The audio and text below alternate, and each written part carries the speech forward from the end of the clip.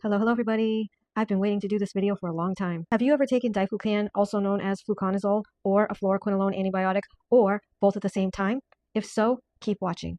Diflucan, or fluconazole, is an oral antifungal medication used to treat and prevent a variety of fungal and yeast infections in different parts of the body. It works by stopping the growth of the fungus, causing the infection. Diflucan does not have a general black box warning, which is the FDA's most serious safety alert. However, the FDA mandates specific, strong warnings regarding potential risks, particularly concerning fetal harm, meaning birth defects, liver toxicity, serious cardiac events, including QT interval prolongation, which can lead to a life-threatening abnormal heart rhythm called torsade de pointe, also known as TDP, severe skin reactions, adrenal insufficiency, and metabolic issues like increased blood alkaline phosphatase. These serious risks are outlined in the warnings section of the drug's official prescribing information, available on the FDA website.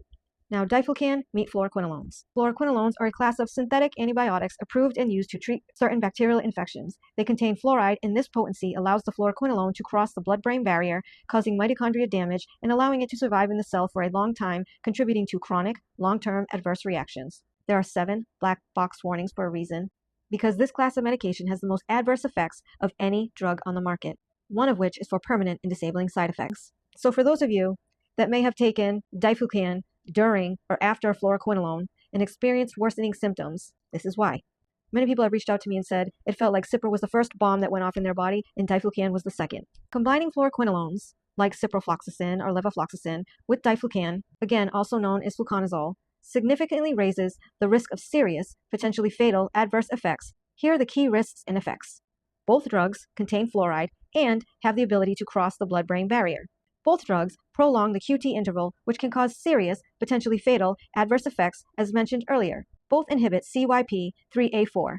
CYP3A4 is a cytochrome P450 enzyme, primarily found in the liver and small intestine, that is responsible for metabolizing a large portion of drugs and other foreign compounds. Diflucan's effect on liver enzymes can raise fluoroquinolone concentrations, therefore exacerbating all other effects, especially the arrhythmia risk. So now that you know the similarities between diflucan and a fluoroquinolone, you can see why people would experience additional adverse effects. So on top of the first bomb, you throw the second bomb on, taking another drug that has a similar set of adverse reactions. I'm sure that many of you that have experienced this and are watching this video are saying, oh my goodness, that's what happened after I took diflucan. This is a very serious drug interaction. These two should not be taken together.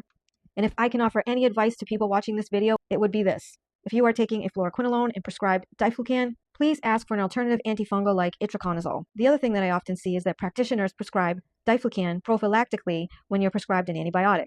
And they do this because they're trying to prevent you from getting a yeast infection. So in this case, if you're on a fluoroquinolone and you're prescribed diflucan prophylactically, you should definitely ask for something else, or don't take it unless you actually have a yeast infection. There's no point in worsening your adverse reactions for something that you don't or may not even have. So for all of you out there that have reached out to me over the years about this fluoroquinolone diflucan combo bomb, I hope this puts things in perspective and explains what may have happened to you. That's all I got. Thanks, everybody.